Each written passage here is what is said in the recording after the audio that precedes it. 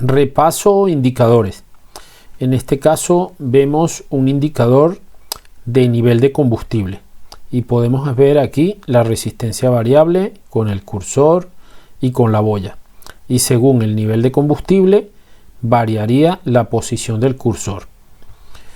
Tendríamos luego, en este caso serían los componentes internos del indicador, que serían los componentes internos de este elemento. En primero identificamos la batería, que suministra energía eléctrica a la bobina D, que al estar conectada a 12 voltios tiene fuerza electromagnética, la cual no varía en ningún momento. Y luego tenemos la energía eléctrica que pasa a través de la bobina E, pero en serie con la bobina del aforador, en este caso una resistencia variable en función de la posición de la boya. En el momento en el que el combustible está lleno y la boya F sube y este cursor de contacto metálico llega hasta el punto más alto, hasta el final, significaría que propicia una caída de tensión toda esta resistencia, la cual propiciaría que la bobina E tuviera menos voltaje y al tener menos tensión tendría menos fuerza electromagnética, y la aguja metálica, que en este caso la tenemos en el medio, sería atraída con mayor fuerza con la bobina D. En un caso similar podemos tener, en este caso tenemos un indicador de presión de combustible. Este elemento, que sería una mano resistencia, está roscado en el bloque motor cerca del filtro de aceite. En el momento de arrancar el motor, la presión del aceite presiona esta sustancia, que normalmente suele ser grafito con silicona, la cual al estar presionado por el aceite reduce su resistencia eléctrica. El funcionamiento sería parecido al anterior. Tenemos aquí una batería, un interruptor, el cual suministra corriente eléctrica y fuerza electromagnética a la bobina E, la cual no varía. En el caso de suministrar energía eléctrica a la bobina H, pasa a su vez en serie con la resistencia variable en función de la presión de aceite que tenemos en este caso.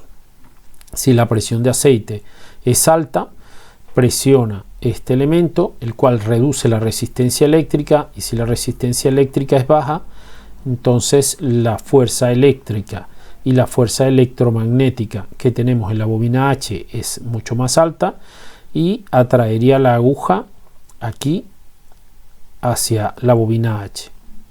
En este caso, si quisiéramos comprobar el buen estado del circuito, podríamos desconectar el faston que conecta en el centro del elemento mano resistencia y lo podríamos conectar directo a masa, y si está en buen estado, entonces veríamos cómo el indicador se va a su máxima expresión, es decir, nos indicaría 6 bares de presión.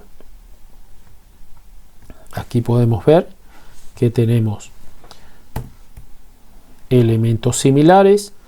En este caso sería un indicador de temperatura. Así que los elementos que podemos ver aquí a la izquierda son los que tiene dentro el indicador, igual que los ejemplos anteriores. Y aquí tenemos una resistencia variable en función de la temperatura, en este caso de tipo NTC, coeficiente negativo de temperatura. Quiere decir que este elemento está roscado en el bloque motor en contacto con el refrigerante, y por lo tanto, en la medida que vaya aumentando la temperatura del motor, también subirá la temperatura de este elemento. Si aumenta la temperatura, reduce su resistencia eléctrica. Y la explicación siempre comienza identificando elementos, como lo hemos hecho en el ejemplo anterior: batería, interruptor, circuito de alimentación a la bobina D, la cual le da fuerza electromagnética y el magnetismo no varía en su intensidad, y en la bobina E está en serie con la resistencia NTC. En este caso, si el motor está frío, la resistencia eléctrica sería muy alta en este elemento, lo cual crearía una caída de tensión que propiciaría que la bobina E tiene una fuerza electromagnética de baja intensidad y la aguja se iría atraída mucho más por la bobina D. Aquí tenemos otros elementos en el que nos indican las RPM en la parte trasera del alternador. En este caso, si quisiéramos hacer una comprobación del alternador si está funcionando o no, una de las cosas que podemos hacer es conectar el polímetro en el contacto D, colocar el polímetro en 20 voltios corriente continua, el cable negativo del polímetro a masa y el positivo lo tenemos que conectar aquí, y con la llave de contacto del vehículo pasada nos tiene que dar 12 voltios o voltaje de batería. Tenemos aquí algunos ejemplos de indicadores amperímetro, voltímetro y cuentahoras. Algunos testigos, más elementos, el starter, aquí un temporizador de los calentadores en los motores diésel. Aquí tenemos un testigo que nos indica el nivel del vaso de expansor. Entonces, en este caso esto es una boya y esto es un contacto eléctrico, y en el caso de que el nivel de refrigerante esté bajo, propiciaría que la boya baje y que cierre el contacto, y de esta forma se encendería el testigo en el cuadro.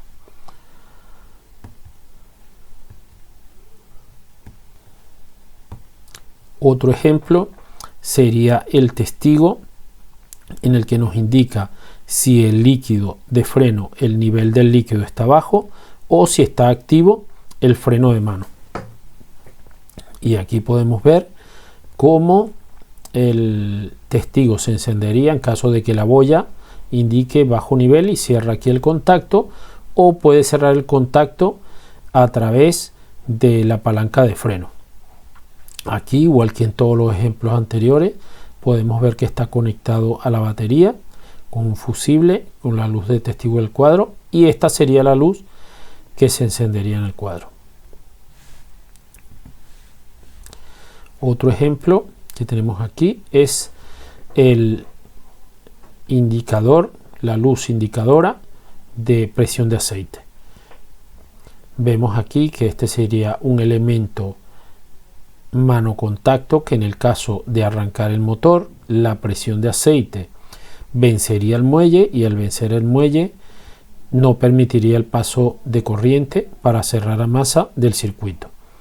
En el caso de que la presión de aceite sea baja, desde la batería pasaría la corriente a través del fusible, a través de la luz de testigo, y si el muelle cierra el circuito, cerraría masa y se encendería la luz de testigo.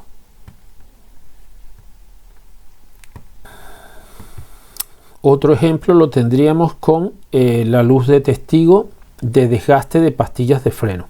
Entonces, como podemos ver, en este sistema tiene un contacto metálico dentro de una de las pastillas de freno, la cual cierra circuito con la luz de testigo, y con la batería y el fusible, como en los ejemplos anteriores. En el caso de que la pastilla esté gastada, en el momento de frenar cerraría circuito a masa a través del disco de freno, y de esa forma se encendería esta luz que tenemos aquí a la izquierda. Seguimos con más ejemplos, y en este caso sería un termocontacto. Este sería un elemento que está roscado también en el bloque motor, en contacto con el líquido refrigerante, y que por dentro tiene un elemento sensible a la temperatura, que al llegar a los 97 grados centígrados cerraría circuito encendiendo la luz de testigo. Aquí de la misma forma tenemos la batería, fusible, luz de testigo, y al llegar a 97 grados centígrados cerraría circuito y se encendería la luz.